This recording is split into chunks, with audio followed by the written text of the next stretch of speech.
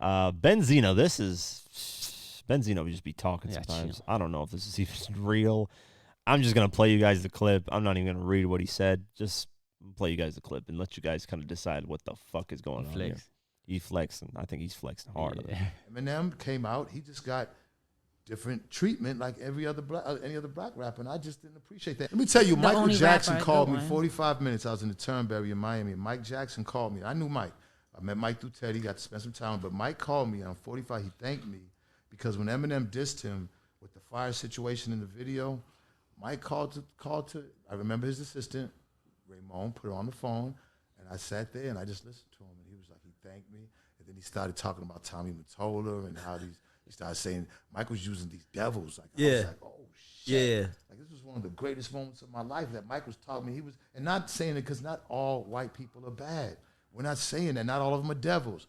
But Mike was referring to the situation in the music industry, and he just was going on a rant. But I'll just never forget that. Like, he actually thanked me because I kind of upheld, you know what I'm saying? Stood tall against that. And I was at a point where I didn't have to answer to nobody. So where everybody was scared to say something, I was the only one who didn't. And everything I said was true.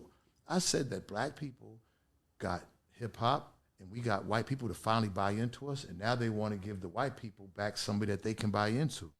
So if you guys remember, the Eminem and Benzino beef was really Benzino talking about race a lot. If you guys watch my Who Really Won video, I did it a while ago, I think in 2018. It's got like 2 million views, successful, great video. Check it out if you don't know the Eminem and Benzino beef. He's saying that Michael Jackson, who was going through his own label issues at the time, with Tommy Mottola, Sony Records, they're doing their thing, trying to steal his catalog, whatever the case may be, which is interesting in itself because I want to do a documentary on that, which I talked about a while ago. I would love to do a documentary on that. Benzino said Michael Jackson called him and thanked him for calling out the industry for the racism and the, catering to white artists and blah, blah, blah, which Benzino was talking about when it comes to Eminem.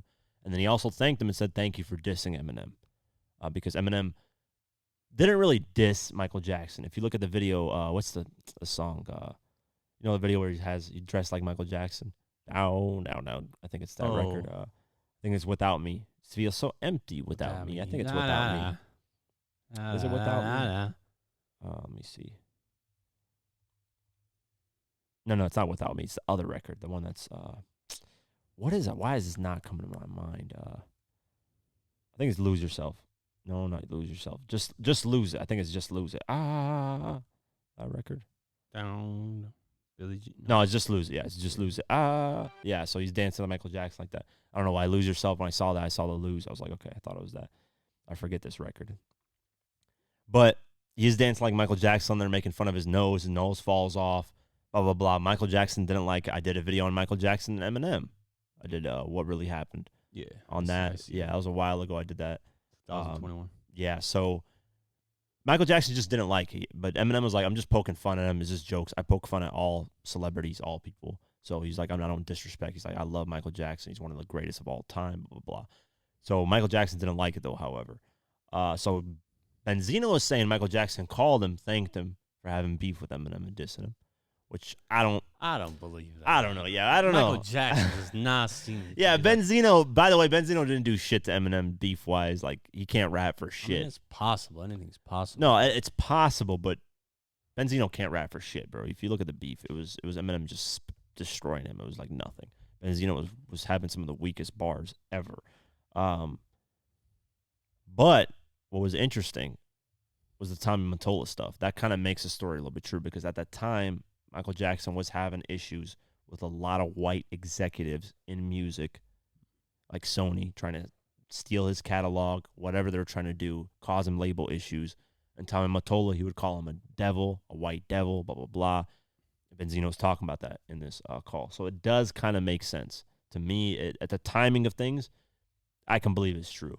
Mm-hmm. But why would Michael Jackson talk to Benzino, out of all people? Because Benzino just really ain't. I mean, I don't know. Who knows? Yeah. It was interesting to hear.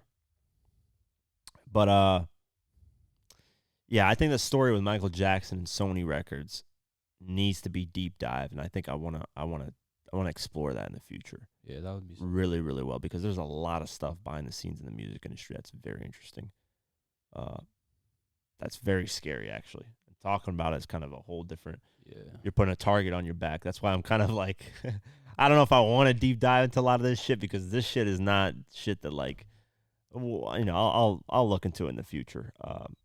But interesting thing overall. I would love to talk to Benzino about this. So he lives in Atlanta, so shouldn't be too hard to get in contact with him to talk to him about this. For sure.